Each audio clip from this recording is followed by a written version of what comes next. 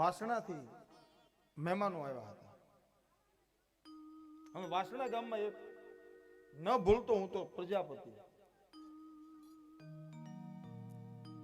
ઘનશ્યામભાઈ,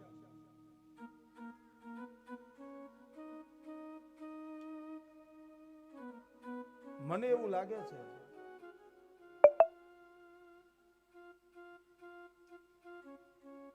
કે લગભગ આ સૌરાષ્ટ્રમાં એક સંત એવા બાકી નહીં હોય કે ઘનશ્યામભાઈના ઘરે મહેમાન ગતિ એને નહીં કરી. પીપળીનો પરમ ઉપાસક સવારામ બાપાની પરંપરા જેને લાગી આ વાસણાની અંદર. અવારનવાર મને ફોન કરે, બાપુ તમે કેદી મારા ઘરે પધારશો, કેદી પધારશો. એનું ફેસબુક હું જોઉં છું ને રોજ કોઈ ને કોઈ સંતો એના દ્વારે હોય. સંતો આવે એટલે એનું સંતોને સાજે એવી મહેમાન ગતિ, એનું સન્માન, સંતોનું ભોજન, સંતોને દાન દક્ષિણા,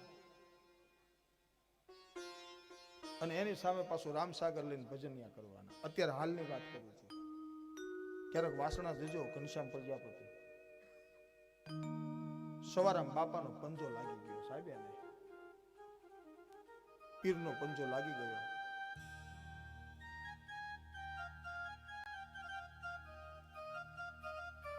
આમાંથી કોઈ વાસણાના સગાવાલા ઘણા બધા હશે, એમને પૂછજો કે તમારા ગામમાં ઘનશ્યામભાઈ પ્રજાપતિની કેટલાક સંતો આવ્યા છે.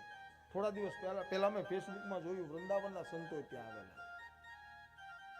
અમુક સંતો એવા આવે છે કે એની ભાષા નથી સમજી શકતા, પણ ભગવું લુગડું કે સંતોને સાચવી શકે તો મહેમાનોને સાચવી શકે.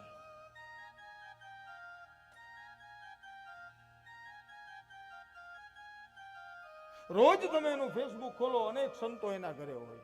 એક સંત ગયા હોય તો બીજા સંતો હોય, બીજા સંતો જાય તો ત્રીજા સંતો હોય. અને તોય પાછા બધા સંતોને ફોન કરીને કે મારા ઘરે પધારો, મારા ઘરે પધારો. આ કયો આત્મા છે?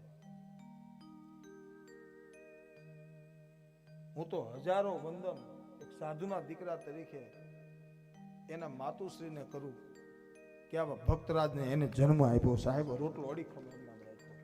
હજારો વંદન એના માતુશ્રીને. જનની જણતો ભગત જણતે, કા દાતાર કા શૂર, નહીતર રહેજે વાંજણી તારું મત ગુમાવીશું. એવા દીકરાને જન્મ ન દેવો કે મહેમાનોને જોઈને મોઢા અવળા ફેરવી નાખે. સંતોને ફોન કરીને બોલાવે, કેદી મારા ઘરે બાપુ પધારશો. કેટલો ભાવ હશે,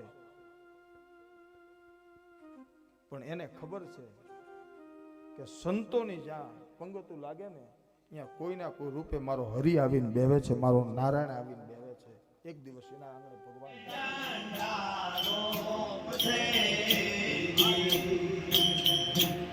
Hey!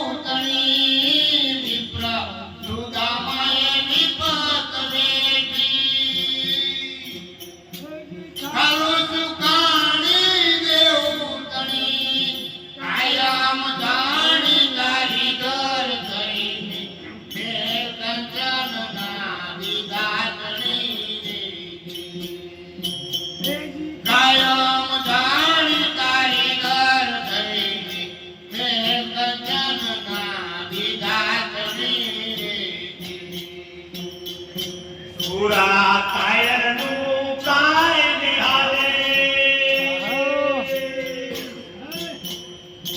જેના હૃદય હરખને શોક છે સુરા કાયરનું કાય નિહાલે જેના હૃદય હરખને શોક છે મારે કારણે મરજી વાય ને લખ દ્વારાજી ભોગ છે એથી મારે કાળને મરજી વાયન લખતો રાજી ભોગ છે એજી દુર્યોધનને દુર્મત સોજે ત્રિકમ ધારાતી બની દુર્યોધનને દુર્મત સોજે